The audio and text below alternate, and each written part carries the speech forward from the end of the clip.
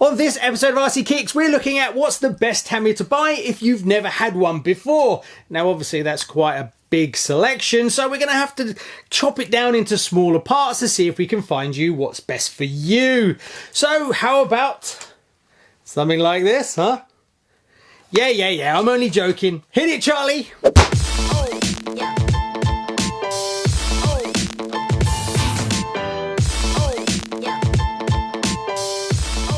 Now, obviously, this is quite a large subject, like I said, so we're going to cut it down into more bite-sized chunks. Now, this is going to be predominantly for people with very little experience in the building of RCs and Tamiya and stuff like that. So, for all the pro builders who have tons of Tamiya and massive fans that watch the show, you can help us out anyway. Just remember that not everybody sees the world through your eyes with your experience level. So you can still help us out by commenting below. Do you agree? Have you got better ideas than what I've put together for people that are starting out to get into Tamiya or any kind of building really? But on this episode, we're mainly focusing on Tamiya kits. So the first sort of area we're going to cover is for people that have no experience whatsoever in building anything. So they may have one ready to run, or also they're looking to build a RC with a younger person maybe, and they're not sure what's a good starting position to go for. And they've seen Tamiya kits and they, like the box art and stuff like that, but a bit worried that maybe it's too much over too long a period, too much of investment in it, and where to start. So the first one we're going to go with that I would recommend myself is this. Now, this is a iconic Tamiya car that is bursting with personality and fun. Super easy to build. This won't take you long at all, so the investment in time is not massive. Very easy, two-wheel drive, rear gearbox, super easy, and the gearboxes tend to scare people when they're getting into building kits. This one is really easy. Nothing super difficult at all. Price-wise, not a massive investment either. I looked today and you're looking at £109 for the kit or £169 for everything. That's including a battery, a charger, assuming you have nothing. So a great investment, especially if you're building this for someone younger. This one I built for my daughter when she was 5. 5 is a little bit young, to be fair, but it can take it. They are very strong and they take a big bashing, especially if it's something to throw around in the garden. Classic example is if you roll it over and you end up cracking a body, for instance, they're £10 to replace. So you can take out your windows and your front bumpers and then just buy the actual body again, paint it up, put it back on. Also being hard body, there's no cutting out or anything like that, which can be a little bit challenging. And from painting it, you don't need necessarily any special paints. You can use the Tamiya paints if you want, but car paints work just as well. You just paint it any color you like and then lacquer it with clear. Also, it's very forgiving, so if you overdo it or you get a run, you can just sand it down a little bit and go again, or just put some stickers on it and have fun with it, and that's what this is about. So this would be my first recommendation. Another way to go, if you would like to go more buggy-like, would be the Tamiya Hornet. Did a whole build video on one. Again, very simple kit. That doesn't mean you have to invest loads of time in it. The only thing over that one versus the Lunchbox is the Lunchbox is hard body. The Hornet is a polycarbonate body, so you have to invest a bit more time cutting it out, getting that aspect right, and then painting it is a little bit more challenging, and then putting the decals on. So that's why I say the Lunchbox is probably the better way to go for very beginners. Comment below, all you pro Tamiya people. Do you agree, disagree, or is there something else that you would recommend? Prices of the Hornet, fractionally more expensive. You're looking at £114, and if you want to get everything to get you going, it's £210. Now, there is an option to get the XB, what they call the XB build. This is something where they build the car for you. So that's my two recommendations if you want to get into Tamiya and you've got no experience whatsoever. On the next one, we move into rallies. So you're a rally fan and you're thinking about getting a Tamiya, but which one should you get? Are you a rally fan? Maybe you've got a ready-to-run rally, but now you want to tinker a bit more and build your own car. Well, Tamiya makes some of the most most detailed, beautiful looking rally kits. And my recommendation would be this, the XVO1. Now this has been around for a while and it's actually been surpassed by the XVO2 Pro that's just been released. So why am I recommending the older one? Well, prices have been pushed down, so you can pick up a highly sorted, brilliant rally car, probably the best one Tamiya ever made, and we still don't know whether the XVO2 Pro is actually better than this. So you can now pick this amazing chassis kit up for about £219 in the UK. And it really doesn't get much better than this. Now, the biggest challenge when building a rally car is not the chassis. It's the body, mainly because of all the decals. Painting isn't too much of a problem, but they are so detailed, they do take a long time. So the biggest challenge for someone who is getting into Tamiya kits and maybe hasn't built that many is going to be the body. The chassis goes together really, really well, so that's not going to be your challenge. It's the body. Personally, I wouldn't recommend this body. I would look at other ones because the decals on this are quite high level, so you need some experience first. If you've never put decals on a body, I wouldn't recommend this, but there is quite a few options you can get and you can pick and choose what kind of body you want to run on it. So I'd go for something a little bit more simple, but as your experience grows, this chassis is going to go with you. Also, there's loads of upgrade possibilities with it and it just handles amazing. Now, if your budget doesn't stretch to £219 for something like the XVO1, there is other options available. There is the Tamiya TTO2 with a rally body and rally setup. Now, there's one that's just been released quite recently, but there is loads of choice available, and that's 58632, which is the Subaru Impreza. From a look point of view, they will look no different, but it is a slightly cheaper, more entry-level kit. The choice is yours and it all depends on budgets, but these would be my two recommendations for someone who wants to get into Tamiya rally cars. So now we're looking at something a bit more four-wheel drive. Budget isn't too much of a problem, so a little bit more expensive, but we still, don't want to go crazy. Something that could go around the track a little bit, but is absolutely stunning and is pure Tamiya iconic vintage, and that is this, the Top Force Evolution, or Top Force Evo is what the rear is called. I mean, you can't argue that this is not a beautiful looking buggy. Compared to all the modern stuff, it is absolutely stunning and a absolute delight to put together and very easy to build. This isn't that hard to build at all, so it's not like it can't be built from the off. The gearbox is a little bit more challenging, so someone who's good with the spanners is probably, this is where to go. And obviously if you've got a little bit more budget. So why do I say this is a good one to get into from Tamiya? Well, not only is it beautiful to look at, it's a good driving buggy, but they're easy to find at the moment. Prices are really competitive. Now, I had a look today and there's a lot of these on sale. When this first came out, it was a massive hit and it sold out instantly. And then Tamiya seems to have produced a lot more of them, and then the market's kind of been a bit flooded by them. So now's the time to buy one of these if you're thinking about getting one, because there is some good deals to have. I had a look around today and I could find one of these for £359, which is pretty decent, or £431 for the whole deal. That gives you everything you need to run. I think you're really going to enjoy this one. So that's my choice for a four-wheel drive buggy, would be the Top Force Evo. Two more cars I can highly recommend to people that are getting into Tamiya for the first time and want to build something for the first time. These two beautiful cars made by Tamiya. We've got the Frog and then we've got the wild one, Jun Watanabe's Blockhead. Look at them. They are absolutely gorgeous and they are perfect for someone starting out building their own stuff. They are budget friendly. They are two-wheel drive, easy to build. They are beautiful looking.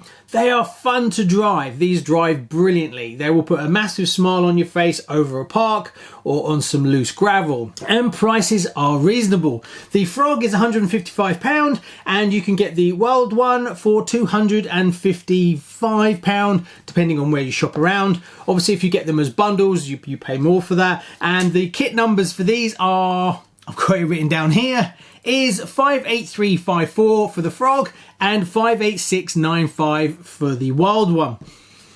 Look at them. They are absolutely stunning, and I think you will find they will put a massive smile on your face, from building it to feeling like it's yours to taking out and blasting it around.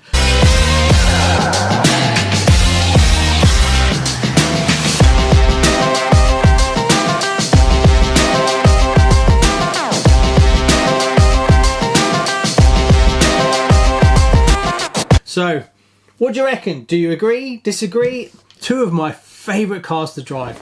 So for all you beginners, one thing that does put people off if they're going to build their own kits is all the electronics that you need. And obviously if you've bought ready to runs, it's all done for you. So I put together a super crash course for you of what you need to get if you're going to build your own first kit. Obviously you need a transmitter. These are three that I use personally, and different budgets. Entry level, super cheap, is the FlySky FSG T3C. Really good value for money and will get you off the ground. And also if you add more cars down the line, this one will have them in the memory, so you don't need one transmitter per one car. Slightly more up from that is this, the RadioLink RC6GS. Yes, it looks pretty clunky and old-fashioned looking, but it's brilliant for its money and has a lot more advanced features than you probably will ever need. So it will grow with you, so you won't just throw it in the trash after your experience level goes up. Then if you've got slightly deeper pockets, but you're still mindful you don't want to spend hundreds and hundreds and hundreds of pounds, the FlySky Noble, beautiful quality. Now this can take you right up to proper racing if you want to, and it's great value for money. You get a lot of features and functions in that for what you're paying. So these are three I can highly recommend for my personal experience. I have many of these, many of those, and I only have one of those. Now, the electronic side, obviously the signal comes from the transmitter and goes to the receiver. When you buy these, they tend to come with receivers already, so you don't have to worry about what compatibility with what. They'll just come with one to start you off. And then if you want more cars, you can just buy the same thing again and again. So this one here is the FlySky one, super cheap and nice and small, so fits in most things. So the signal comes into this. This has to be connected to the steering servo. Also, it needs to be connected to the ESC. Now, when you buy your Tamiyas, they come with ESCs most of the time. Don't let this scare you off. It's got too many wires. Oh, it's way too complicated. It's pretty straightforward. So the ESC is the brain that tells the motor to go forward and backwards, and it also connects to the battery. So the signals come into here, they pass to the computer. The computer has the battery connected to it, which has all the power, and it connects to the motor. So when you press forward on your transmitter, this tells this, turn on the motor, that will then drive it forward or backwards. The motor, again, lots of different choices and options, so we won't go into all of that, but you will probably get a silver can motor with your Tamiya, so that takes care of that decision to get you started. But if it doesn't, there is many different types of motors available, brushed and brushless.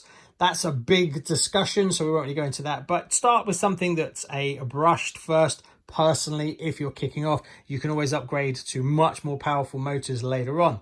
Now we come on to the batteries. Again, a massive subject, but to sort of give you a basic idea, the numbers now, if you're going to be running a Tamiya, tends to be a 7.2 volt Tamiya battery is what you want, which is basically this sort of shape, and it has a Tamiya connector on it.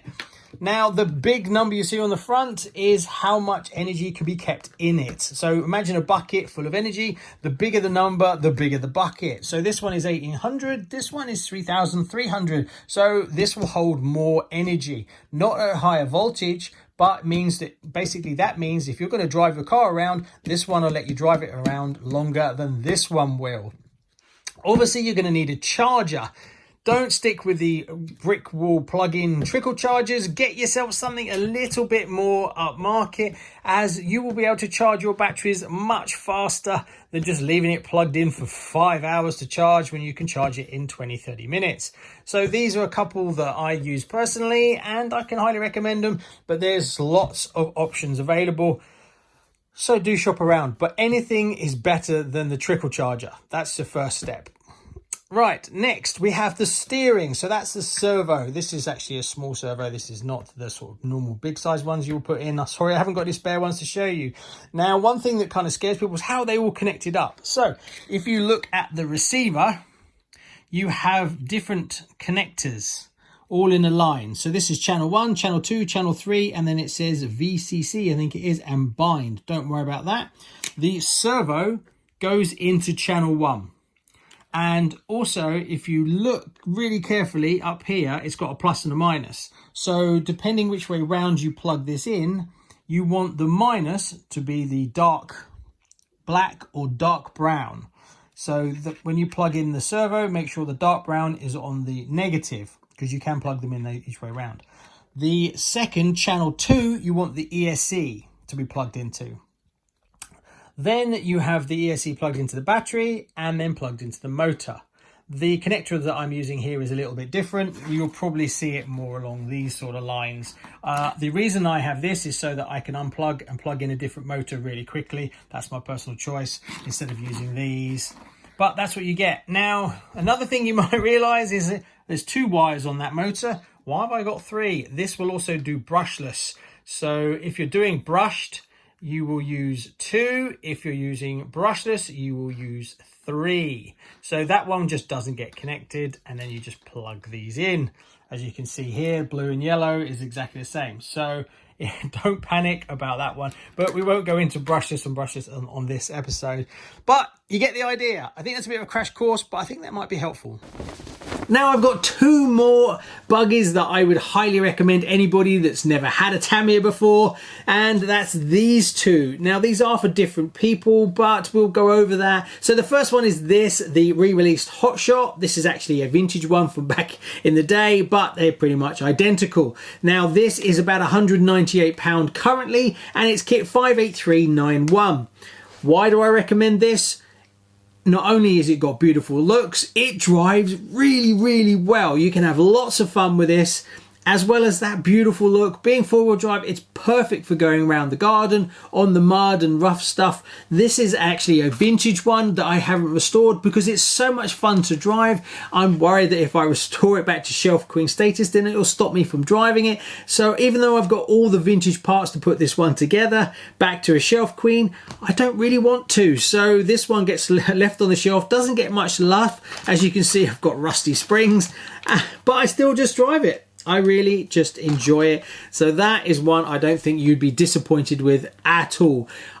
Recommended towards someone who is a little bit better with spanners. Not really something for someone who has no experience and has never built or played with anything.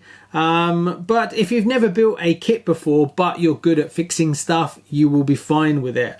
The next one is this. Well, this one is probably the pinnacle of Tamiya. That's the Avanti. Now, this is a 2011 re-release. This is not cheap. This will cost you over £500. Now, this is kit 58489. These are out again, so you can pick these up. This one is for someone, A, who's got deep pockets, but someone who appreciates engineering. Someone who likes high quality machined aluminium, that kind of stuff, then this is a beautiful build experience. But you're going to need deep pockets at over £500. Also, it's good to drive, but it's not going to be as good as like the Top Force Evo that I talked about, but it's still good fun. But mainly this is for someone who just enjoys the build experience. But I wouldn't say you need to be super experienced to build this. You just got to be pretty good with a set of spanners. So that's who I would recommend this for. But I don't think you will regret building something as beautiful as this. Not that it's super difficult to put together, it's just got a lot more little links and things like that to do.